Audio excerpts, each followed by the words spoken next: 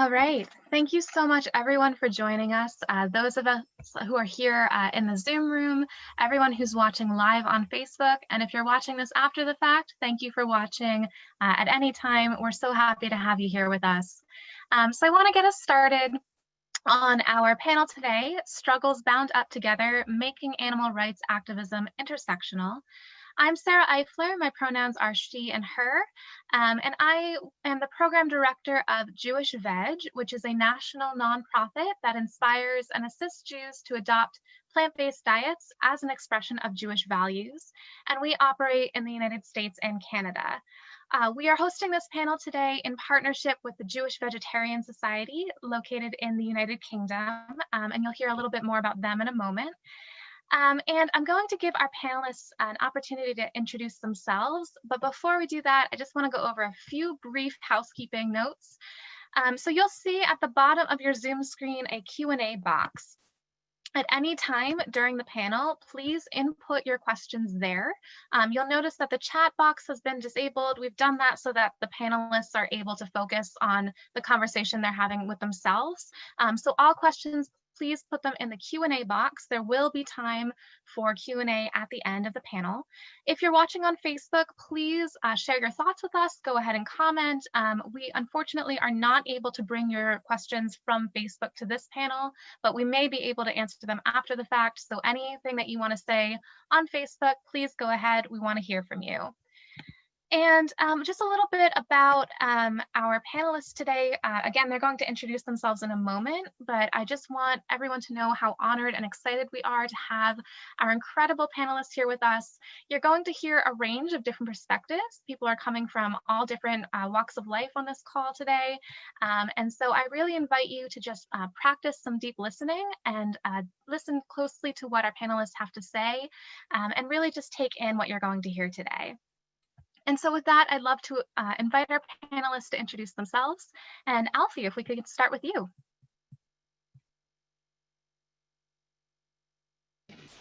Thank you, Sarah, for the introduction. And I'm very pleased to be in this platform talking about veganism and how we go forward and the intersectionality that goes along with this journey. My name's Alfie. I'm 47 years young. Jewish, and I'm a climate activist as well as a vegan, due to my membership of Extinction Rebellion over here in the UK, which has very recently added to the fourth demand, which is racial justice, and through that we get justice on climate and the environmental violence that's going on across the world at the moment. So very pleased to be here. Can't wait to get stuck in. Thank you, Sarah. Thank you, Alfie. And Lauren, if you could introduce yourself. Sure, I'm Lauren Ornelas. I'm 50 years young, and I am a proud Hispanic, which means that I'm Mexican 100%, but Hispanics meaning that I recognize my indigenous roots. I live in the United States. I'm actually, unfortunately, from Texas. Just kidding, Texans. Just had to leave as quickly as I could. And I run a nonprofit. I founded a nonprofit called Food Empowerment Project, and we are a vegan food justice organization. So we promote veganism for the animals. We have a couple campaigns we do in that regard, but we also have websites called veganmexicanfood.com, which is in English and in Spanish, veganfilipinofood.com, which is in English and Tagalog, and we're currently working on vegan Lao food. And again, because Desist is run by. We also work on recognizing that just because we're vegans doesn't mean that our food doesn't come from harsh and cruel treatment of other living beings. So we do work on farm worker justice issues, meaning the people who pick our produce, highlighting the conditions in which they live on. We do support campaigns called by farm workers themselves. We also do an annual school supply drive for the children of farm workers, which will be kicking off soon. We also work on the lack of access to healthy foods in Black and Brown communities. Obviously, this is an issue that impacts Indigenous communities as well, but we focus our work currently on Black and Brown communities And lastly, we work on slavery and child labor in the chocolate industry, trying to get people not to buy chocolate that's sourced from these communities. And we have a free app people can use, and it's all on our website. But more than anything, what we're trying to do is connect issues and show that the ways in which we look at oppression is connected from various threads that are woven in together, from sexism to racism to ableism. And I kind of focused our work just looking at food. Amazing. Thank you so much, Lauren. And Kohenet Yael, if you could introduce yourself. Hi, everyone. I am Kohenet Yael, and I'm in this conversation wearing multiple hats, which is increasingly the case today. So Kohenet, just for those of you who don't know, is a title for Jewish clergy. So it means Hebrew priestess. And basically it means that me and my sisters and siblings who have taken part in this training program are focused on reclaiming Jewish women's customs, folk customs, earth-based customs, femme customs in Judaism, and making them a part of our observance today. So really about reclaiming marginalized narratives. I'm also here because I'm kind of a co-host and kind of a panelist. So this was a collaboration between myself and Sarah. So I work at the Jewish Vegetarian Society in another of my hats. The Jewish Vegetarian Society is based in London, UK, and we're all about promoting veganism within the Jewish community, empowering more Jews to become vegan, to understand the links between their Judaism and their veganism, figure out what to cook, that can always be a question, and basically do their vegan activism through a Jewish lens. And I'm very honored to kind of be in this conversation as both, as Jewish clergy, as vegan activist, as hostess, as participant, because I feel like part of what I'm going to be doing in this conversation is as a white person doing a lot of listening, but as a Jewish person participating in that conversation, sort of claiming that space, that intersectionality is actually about Jewish people having a voice at the table as well. So thank you so much. I'm really honored to be on the panel with both of you. Okay, fantastic. So I guess I want to start with, now that we have had a chance to all introduce ourselves, to really start by looking at where we're coming from in this conversation. And I think the most important place to begin there is in defining our terms, and really looking at the language that we're using. And so I want to ask, before we get into this bigger conversation about anti-racism and intersectionality in animal rights activism, when we say those words, intersectionality, anti-racism, what do they mean? And specifically, what do they mean in the context of animal rights activism? So I guess, Alfie,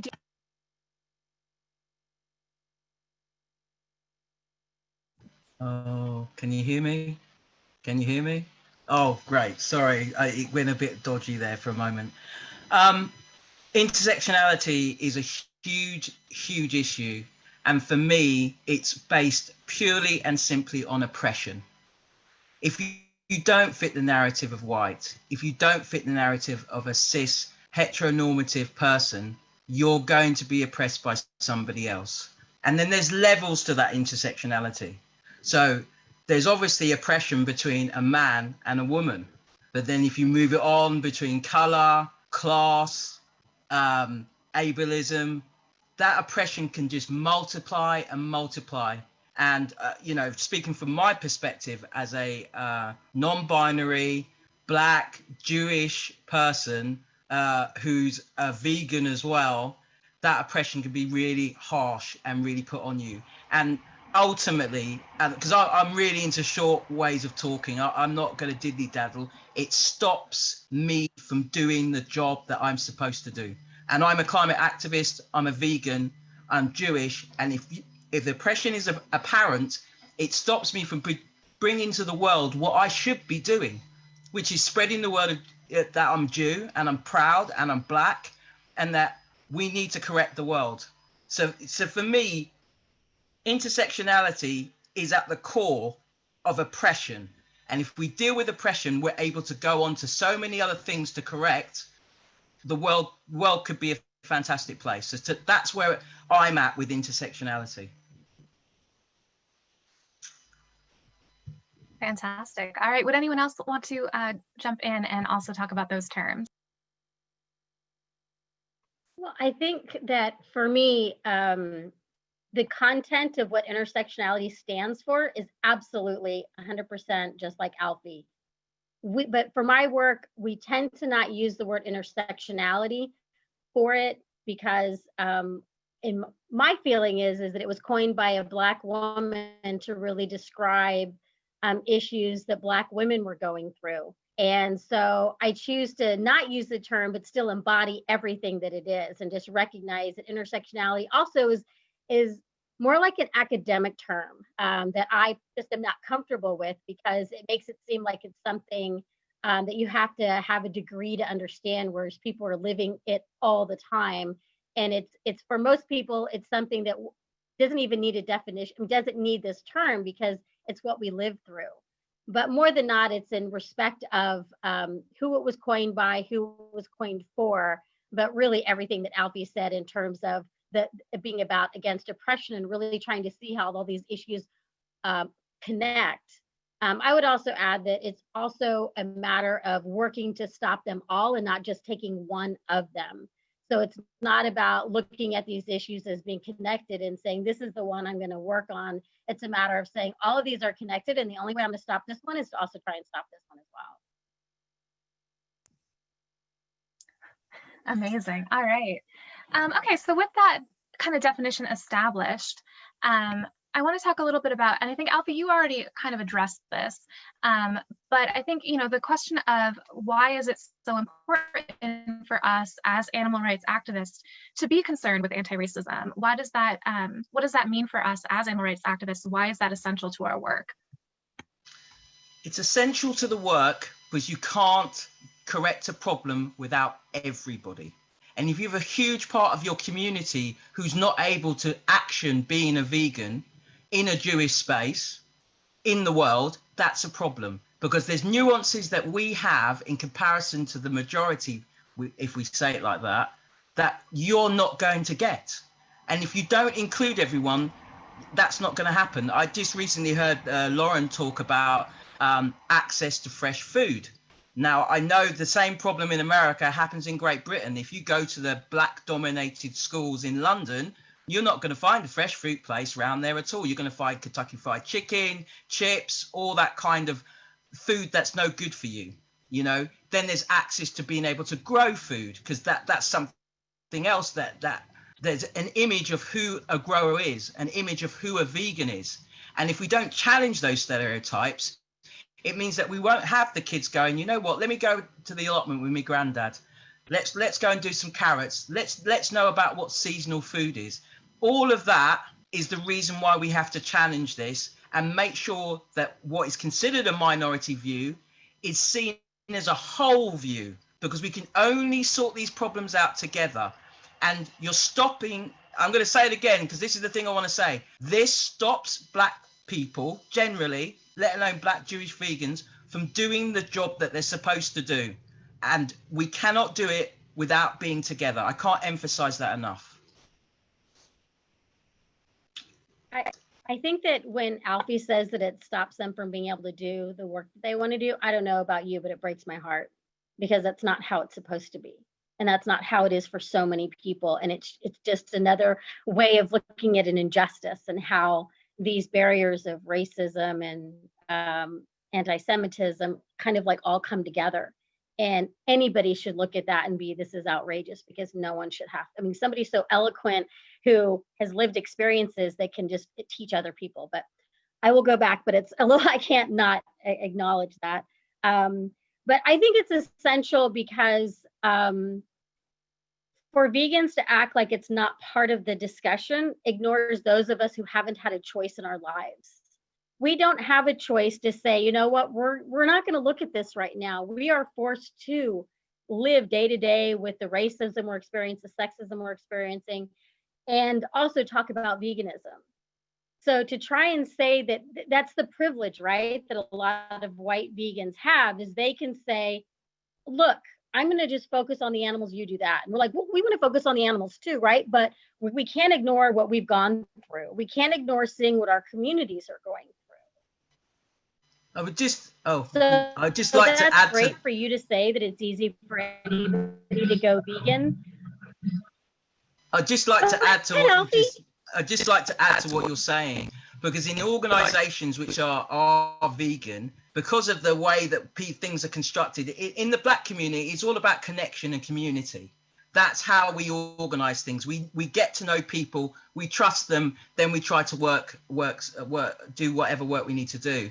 And I find in a lot of white vegan, let alone environmental spaces, they'll have all these structures where people block you from being able to go further in the organization.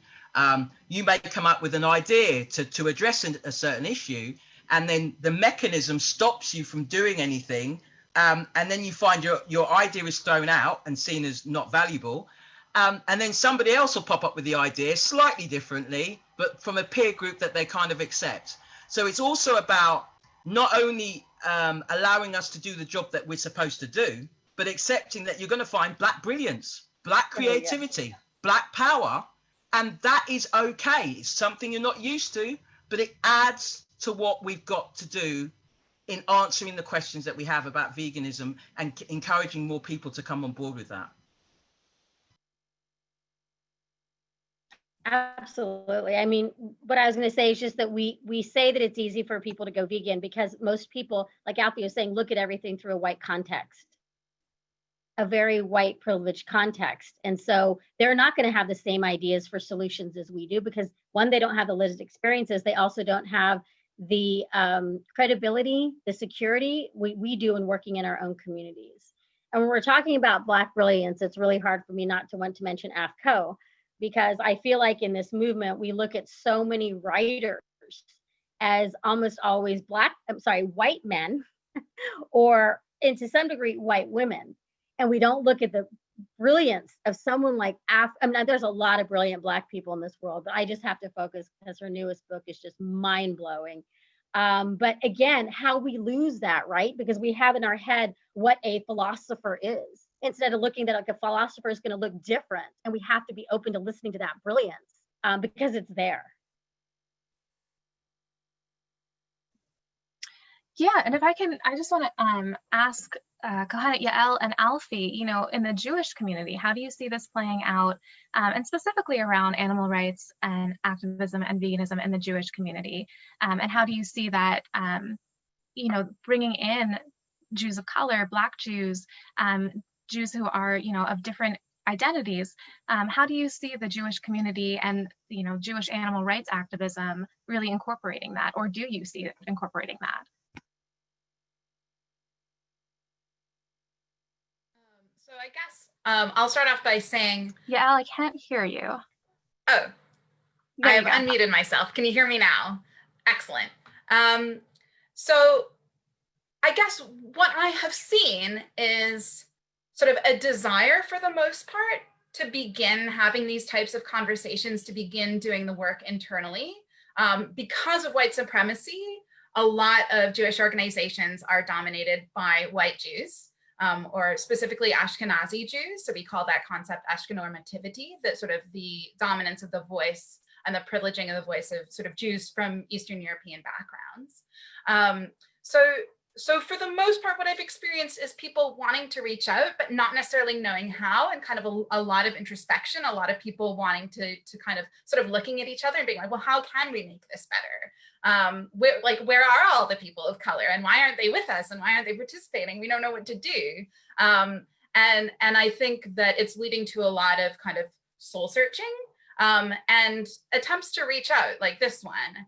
And, you know, we're not necessarily going to get it right the first time, but I think that there is a desire to say, like, hey, like, maybe there are people who aren't here in this room. Maybe we should invite them into the room. And on that note, I'm going to stop talking because I want to make space for Alfie.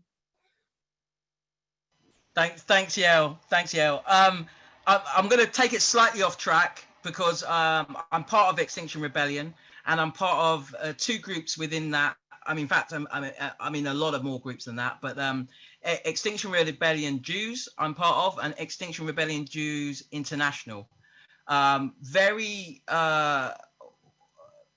pleased that we managed to talk to the Jewish communities of the world. I think they might be called the CJJ. I might have that wrong. I can message anybody who wants to know the name of the group, but it's basically the Jewish Commonwealth communities, and a lot of them are island based. So there's big conversations about that environmentally and vegan wise. So that has been, and I was approached to do that. That wasn't like me coming out with that idea. So there's movement in the community, but I think Yael's made a very, very good point. It's really hard. It seems like it's really hard for white people to reach out to us. Guess what? Say hello. We don't bite. We're probably going to say either yes or no, but either answer is good. But the point is that you ask and give us the option to be part of this organization.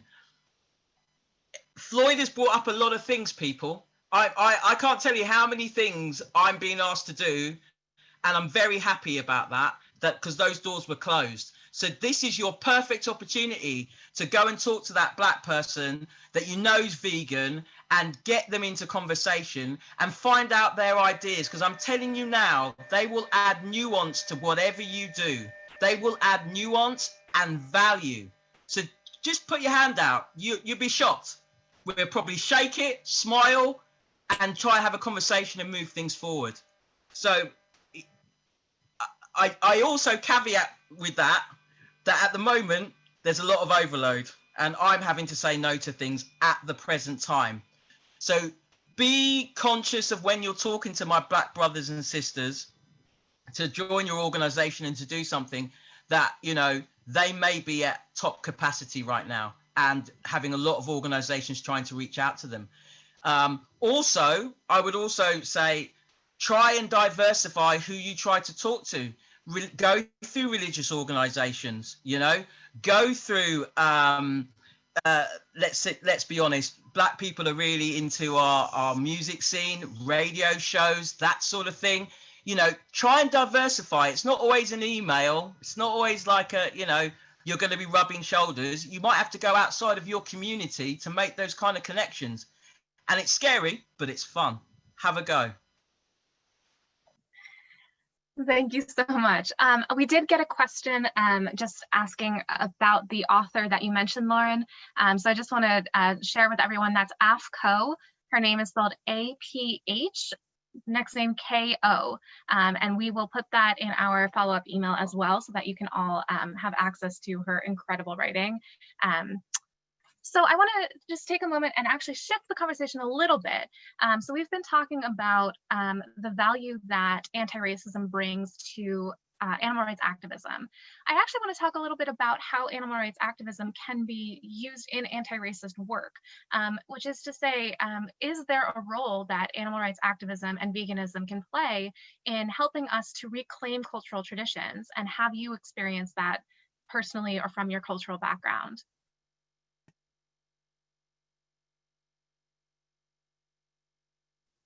And Alfie, you're muted. This is a difficult one for me because most of my activism through veganism is we have an organization called XR Animal Rebellion, which I am not a part of. I'm actually part of the main body. But what I can say is that just looking at their experience before I talk about mine, is that they have reached out to farmers, XR farmers and general farmers, to talk about their practices to do with that, to do with animals. And don't get me wrong, it's not at the end goal. But what I found interesting is that before this particular moment, there was a lot of antagonism between the two groups, and they weren't willing to even have a discussion. And what I found amazing was that Animal Rebellion were, the best way I can say it, conciliatory, put a hand out and tried to say that, you know, your farming practices are not sustainable for this planet, and it's not right for the animals. And they've started, I don't know if you realize that they took over the meat market in London and basically blockaded it, stopped it from working, and then came to arrangement where they had to move because otherwise the police would have arrested the whole lot of them, but put fruit aisles all the way through the market. So there was that tussle between the two in front of the customers when they were coming in to try and get them to realize what was going on. On a personal level, again, it's back to Extinction Rebellion. It's about what's happening to the rainforest. You know, they're clearing huge amounts of land to feed animals that are ultimately going to be slaughtered for no damn reason, really, apart from like, it's just horrendous behavior. I don't want to really get into that one because we all know what happens, but we're using animals as a tool to do environmental violence. And that's why the anti-racism thing is really important, because once you value Black people, people of color, indigenous people, you can't then say we don't care about the countries they come from. So it gets harder to try and destroy the Amazon. It gets harder to justify feeding these animals with all this feed, which is not sustainable. Is destroying huge amounts of land. Communities are getting destroyed and ultimately putting us all at risk. So to me, again, Lauren made the point earlier, this is not a one-step thing here. It's about trying to encompass the whole. You start with anti-racism, valuing the people.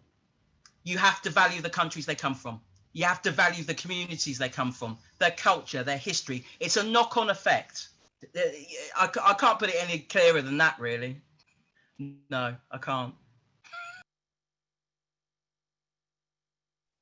Well, when we talk about this, I think that people have this issue of it's this or that you can't be anti-racist and also be an animal rights activist and a vegan, or, that you can't do them both at the same time. I've gotten involved in the animal rights movement in 1987. I went vegan in 1988. I've been doing this for a very long time. And one of the things I've seen is how many Black and brown activists have left the animal rights movement because of racism, because of how men treat women.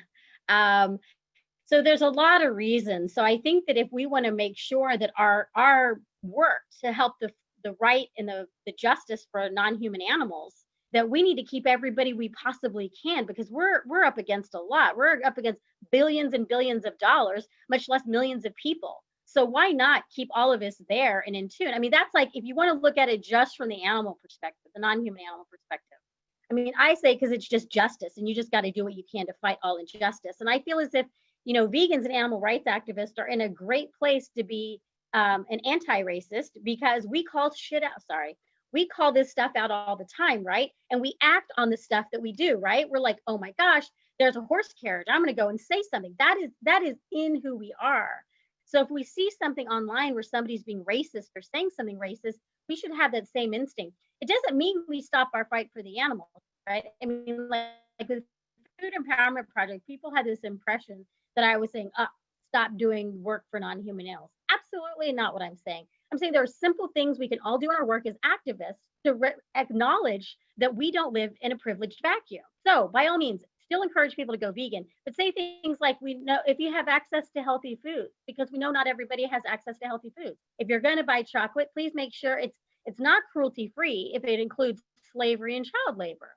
So it may be vegan, it's not cruelty-free. So please, if you're going to be promoting chocolate, recipes that have chocolate in it, make sure that you're talking about the chocolate issue. It doesn't mean you're not talking about what happens to cows and goats or the dairy industry. But let's just have some consistency, the same consistency that we ask of non-vegans to have. Like, oh, you care about your dog and your cat. What about cows, pigs, and chickens? Well, that same consistency is all we're saying. If you don't want to have oppression against non-human animals, then please speak out against oppression to human animals as well. I want to add to what you've just said, Lauren, because the oppression that particularly Black people have come from, the first thing that happened was the dehumanizing of Black people, of Africans, and equating that to animals. So if you're serious about saving the animals, you have to make sure that every human being is seen as a human being. And then you can start moving the conversation alongside with, we need to value these animals too. Value Black people. Remember what they used to do? They used to put us in zoos the same way that a lot of animals are done now. They used to use us for medical practice to find out how everything worked. We still know that is the same connotation experimentation that goes on with animals, with rats and monkeys and some dogs and other animals. So like, look at how the lines connect, people. Look how the lines connect. Because if you address racism, you're automatically saying we have to save the animals too, because the behavior we've had to suffer is what these animals are suffering. And straight away, the conversation moves a good couple of steps forward. Be brave, be bold, and try and see those connections and act on them. Yeah, that's it. That's it. You are so right, Alfie. And I just wanted to sort of jump in here with a point that might be really resonant for our Jewish listeners, which is we have had that language weaponized towards us as well in our history, sort of the conflation of language we use to degrade animals and the language we use to degrade people. Not so long ago, we were all being called vermin, and that was an excuse to kill us. So I think that this is kind of where the Jewish intersection comes in, both in sort of honoring that we need to be sensitive to that language because it may be directed against us, but also as a gateway to empathy with other people who are also being oppressed in that way. Sometimes Jewish people can feel really uncomfortable or scared of the term intersectionality or the concept or of this invitation to do anti-racist work. And I think a lot of that comes from this fear that sort of when that word comes in, we're no longer part of the conversation. That's us being disinvited from the conversation, told to be quiet, told we don't matter.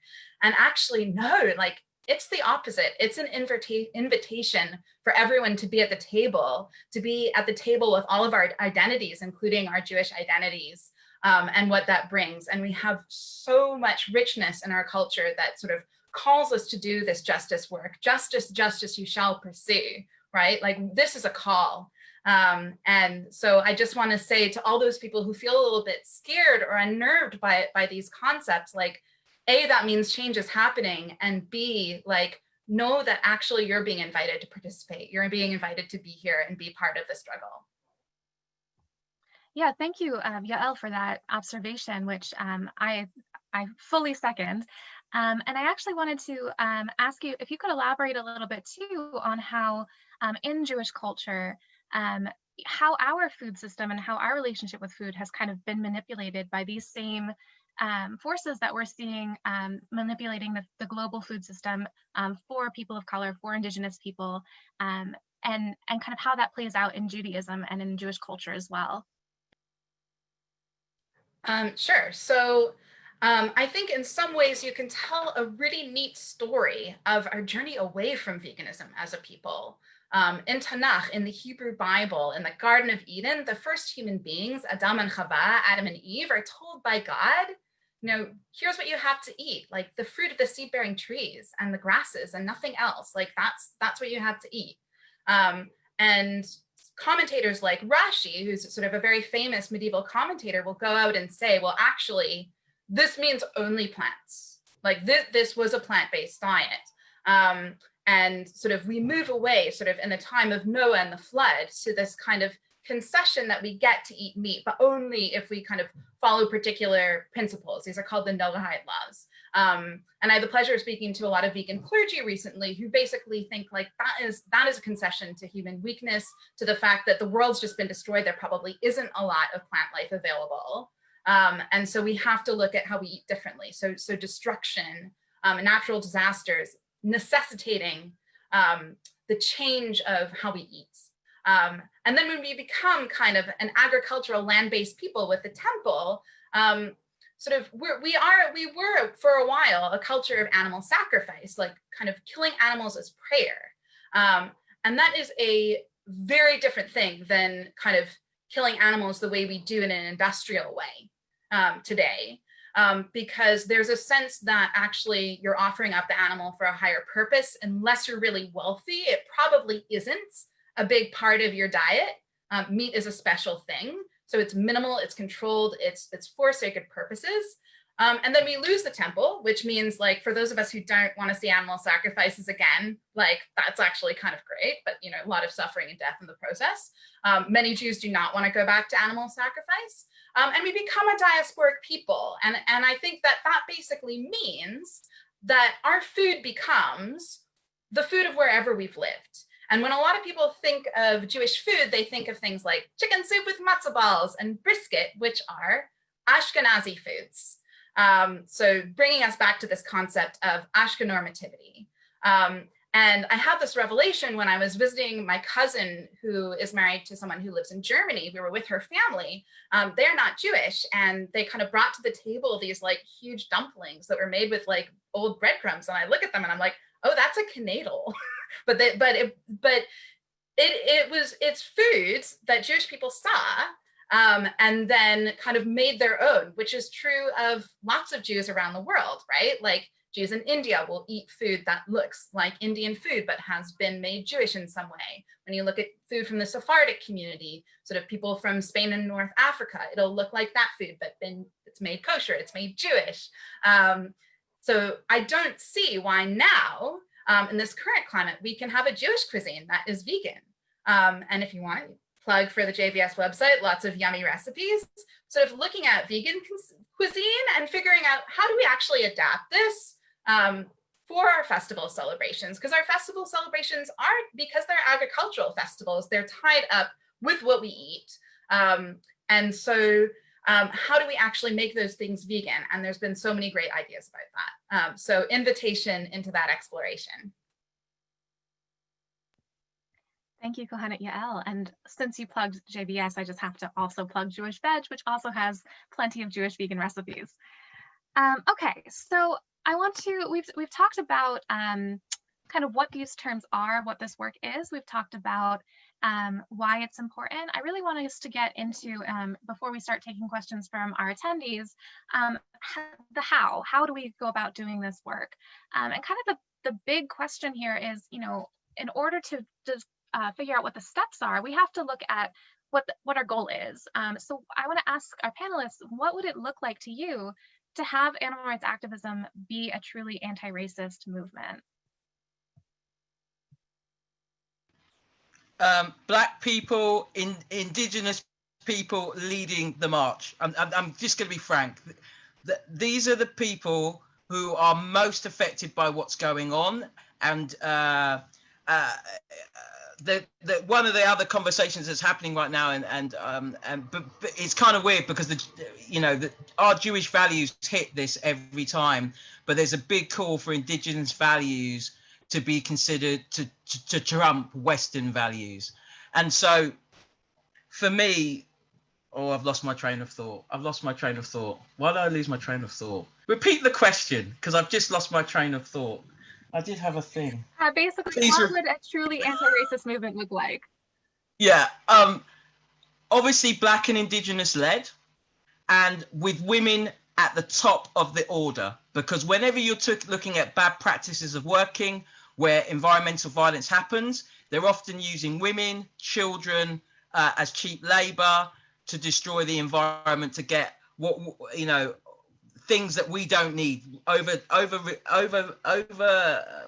overproduction of resources that we don't need. So for me, it's those communities that should be leading the conversation. It shouldn't be anyone in the West. It shouldn't be anyone in Europe. These are the people who knows what's happening on the ground. And I've had conversations where I thought of something and it was a good idea, and then this lass from Colombian's gone, no, I don't think so. If that would just cause this and this of a problem, you need to do it in this manner. And that shows my privilege from being in a Western country, that I sat there and went, yeah, I think this is a good idea to highlight the particular issue was Indigenous women being killed in huge ways. And she was just like, no, that wouldn't work, because you've got to think about who are the people on the ground having to live with what you've just decided to do over in the West. So it's about taking the lead from people that you don't normally have to take the lead from, and listening to them, and they're going to come up with some drastically different ideas to what you're thinking. And so to me, that's the number one thing. Put Black, Indigenous, women in charge of this movement, because they're the people who've really got the answers to the problems that we have. Boom, boom, boom. I just want to agree with what Alfie was saying, but also I think that that's some of the reason why I believe that animal people, and I say animal people as a longtime animal rights activist, have an issue with that is because we're so used to speaking for somebody else and advocating for somebody else. And without that, none can understand. So as I believe Sukkot said at one point in time, that there's kind of this arrogance about us that we think we know best. And so, right, we don't have a choice, right? We're doing it. We know animals don't want to be killed. We know they don't want to be harmed. They want to be separated from their families. Some pretty basic existence things. But when you start to work, as I did, start to work with workers, to start working with, communities, all of a sudden you realize I have to listen. And I think sometimes that's hard for animal rights activists to realize when you're working in these different communities, you're no longer the one saying what you think should be because somebody else is going to tell you what they know and what their lived experience is. But I think that once we get to that point where we have anti-racist animal rights activists, I think that's when we actually get closer to what we want. And we want non-human animals to be exploited and killed in all the various industries that they are. I think we get closer when we start becoming anti-racist. Because I don't think that we can have a society which looks at non-human, I mean, Alfie said it beautifully earlier, but I don't think we can have a vegan a society where non-human animals aren't abused if we're still othering other people, because the othering still exists. And we're going to continue to other non-human animals until we stop doing it to each other.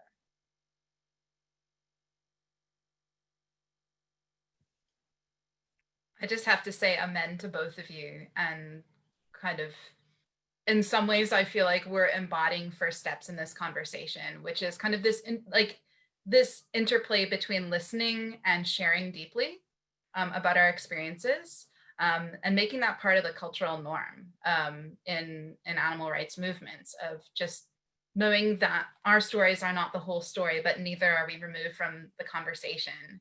And I like the quote that kind of we included in the invitation to this webinar, like if I'm not for myself, who will be for me? But if I'm only for myself, what am I? That's Rabbi Hillel, sort of millennia ago. And I feel like kind of acknowledging everyone's humanity within the story, our own and other people's, is how we do good work in terms of bringing animal rights to the forefront and the rights of all people. Can I just mention another author? Sorry. There's an author named Chimamanda Ngozi Adichie, and I don't know if I'm saying her name right or not, but she's a Nigerian author, and she's my favorite author. But she's does a beautiful job of showing different stories. And she also has a TED talk about, like, being from Nigeria, as people's way of thinking how it was in Nigeria, and then her own way of thinking how people in Mexico live, because of what the, people in the United States, how they act about Mexico. But her books, my favorite one being Half of a Yellow Sun, which is about the, I'm not going to get it all right, but basically about when Nigeria was trying to be liberated. Of course, anyway, sorry. But her book is really good, and all of her stuff is really good about just showing how we think we know what a narrative is based on what we're told, but she gives us a snippet of different people's lives. And she just is such a great writer. I think it's also worth it. And she's also a Black author who more people should be reading. So. Yeah, thank you so much, Lauren. So we'll also include that in our follow-up email, so you can all see her name there. So we have 14 questions so far. Please continue putting in your questions. We're not going to get to all of them. I apologize. But we just got one that I want to share with our panelists and give them the opportunity to answer. And it's a little long, so bear with me. This is a question for both Alfie and Lauren. Could you possibly address the potential pushback that well-meaning intersectional vegans, including those of color, occasionally face from non-vegans as well as vegans when they point out the intersections of non-human animal oppression and human animal oppression, as Alfie gave examples of? I'm not going to say anything really special here. I don't care about them. It's that simple. Again, it's my Extinction Rebellion thing. It's like you say the right thing to them and give them the hint, and if they don't listen, you've dropped the seed, and that's all you can do. If they're in that space, you can't change, you know, one person's mindset from another. It's just enough that you drop the seed, and if they don't take it in, it's not your business to change their mind. It's their business to change their mind. You drop the seed, you give them the information, and you have to wait for enough seeds to drop on them and a bit of watering, and then you hope that the mindset changes. But like, you don't change who you are. You confront it. You have to deal with the fact you may not get a good response back, but that's it. You don't change. This is what, and this is something else I want to remind all of my, I would say, white passing Jewish friends who are watching this, is Black people and Indigenous people have something called guns, mate. We don't stop. If something gets difficult, we don't stop. It's called rebellion. And we're here to rebel against what's happening to animals. So you just have to keep trucking on. You're going to get bad responses. You pick yourself back up and you carry on, because that's what movement building is all about. Dropping seeds, leaving them behind, and then they get another seed dropped by someone else. So like, it's all about the guns, mate, and consistency. I would say that, I mean, I agree with Alfie. I also would say that I know that in the United States, we have had a lot of animal rights organizations and vegan organizations really harm non-human animals, because the way they've done things may be sexist, maybe racist, no, definitely sexist and definitely racist, ways that some animal rights groups have talked about the animal rights issue. So I think that we, unfortunately, many times face pushback from who I see to be our natural allies. These are people who should absolutely be with us, but because they've been so turned off by other animal rights organizations that they don't want to have anything to do with us. And that unfortunately impacts who we most care about, in terms of, I may not care about a particular organization, but I do absolutely care about the non-human animals they're advocating for. So what I always try and do is make sure that they remember that we're different, that not all vegans are the same. And more importantly, that the animal rights movement in the United States has predominantly been represented by white people, white women, white men. And that is why it's absolutely critical that Black, brown, and even the Indigenous who are out there, vegans and animal rights activists, get more of this space, that we get more exposure for our work, because we're doing things in a different way. We're not doing things like those groups did it.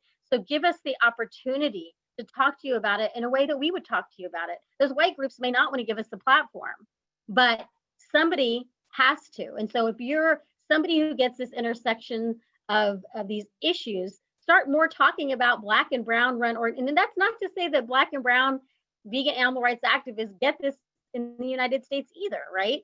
But the people who are Black and brown who are talking about this work and who are getting this connection to these issues and aren't going to be offending our natural allies, they need you to help talk about this. So when you get that pushback, I always acknowledge it. If people say to me, well, people think that veganism is a white privilege thing, my response is usually, absolutely, I understand why they would think that. It doesn't have to be that way, but that's what's been put on people. But we can't also deny that it is hard for some people to access healthy foods. And it doesn't take much for us to just simply acknowledge that. And so much of it is about just acknowledging that everything isn't as simple as vegans want it to be. It's just not. We'd like it to be for non-human animals, but we get more credibility for the animals when we're honest. I just want to add to what you said there, because it touches on something. Being uncomfortable, people, you need to get used to being uncomfortable. And it's something I think a lot of people who are white and white passing are not used to. You need to be uncomfortable. Having those conversations are going to be tough. You're not going to be the good guy or the good woman or the good person. You're going to be seen as another, but it still doesn't change your message. You keep going. You're polite, you're not rude, but like, you drop the seed and then you walk off and drop it to the next person and the next person. And eventually the seed will grow. That you know, it's discomfort. You're going to feel uncomfortable. Get used to it, brothers and sisters and people. You're going to feel uncomfortable. That's what part of the work is. All right, thank you so much. So we have time for one more question. Again, I encourage everyone to continue watching, putting your questions and comments on Facebook. But for our final question, I want to ask one that actually came in pretty early. And this person asked, we're all so busy. how do we work on all of these issues? What does it really look like in day-to-day life? And I know, for me personally too, there are times when I start feeling like, well, I'm vegan, isn't that enough? But what point is it enough? And can our panelists address that feeling of, how much can one person really do?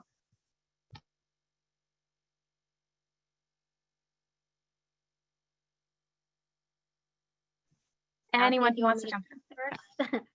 I would say that, like, Food Empowerment Project talks about like veganism, but all these other issues, right? And I get that. And after every talk, I tell everybody, I know this can be overwhelming. There's no doubt it can be overwhelming. But I try to remind people that to look at these as opportunities to help make a difference. That as much as you feel overwhelmed, it's actually you learning ways to help make a difference, to impact others, right? Doesn't mean you're going to be perfect at it, but it means you do the best that you can do. So, I mean, for me, I'm like veganism first and foremost, gotcha, but also slavery, right? Who in their right mind thinks it's okay for children to be locked in at night for chocolate, to be beaten for chocolate? I mean, this is outrageous. So there's certain things that I'd like to think that I would be like, okay, there's no going back on these two.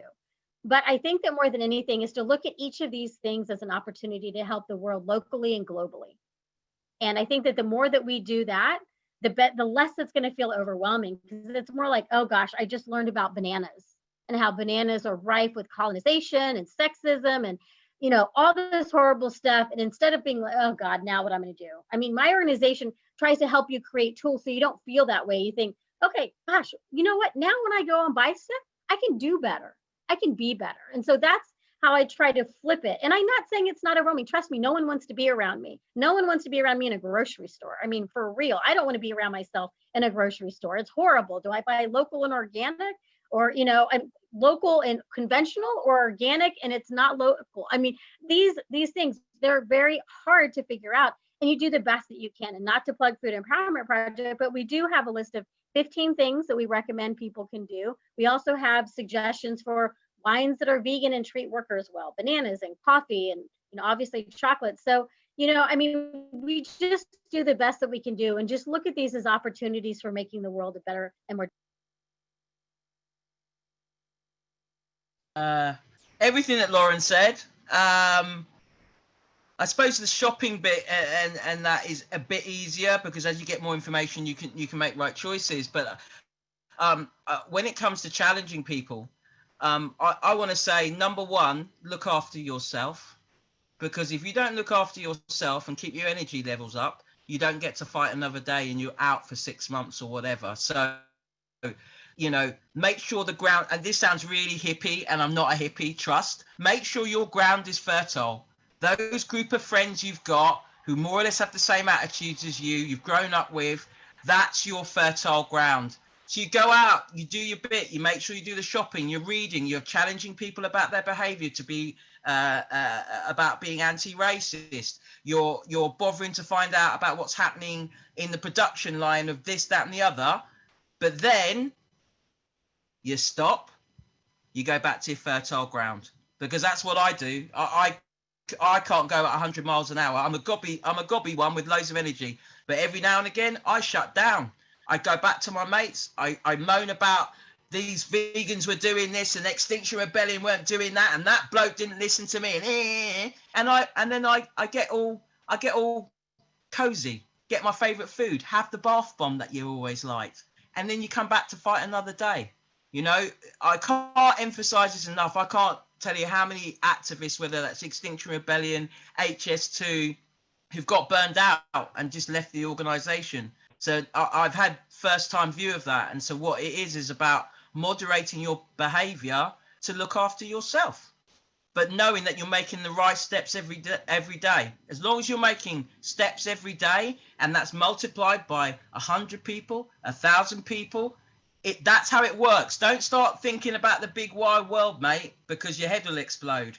Start off where you can make the most effect, and that's your small circle, and then the ripples will come out. So number one, whoever sent that, look after yourself and fight the next day. That's a promise. Fight the next day. Thank you for that, Alfie, because I need to hear that all the time. I've been doing this since I was 17. I haven't burnt out yet, but that's not to say that it hasn't impacted me in other ways. So thank you for reminding everybody about that.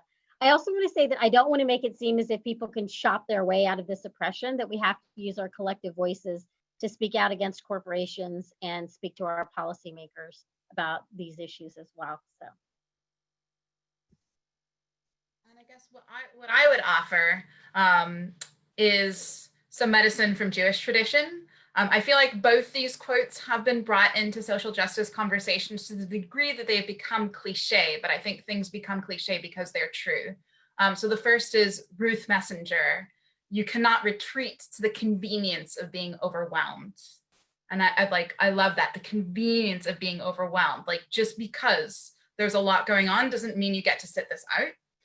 But then we have an amazing rabbinic quote, which is, it's not upon you to complete the work, but neither are you free to desist from it, which I think embodies that sense of compassion for self and the world in the same moment.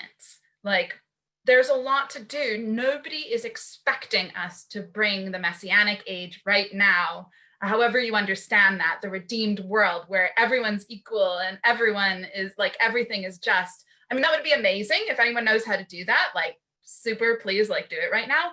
But that's not the expectation. The expectation is to be moving forward. The expectation is to keep doing what you can. And so please do, because once in this sort of, it can feel really overwhelming once you start seeing how everything is connected.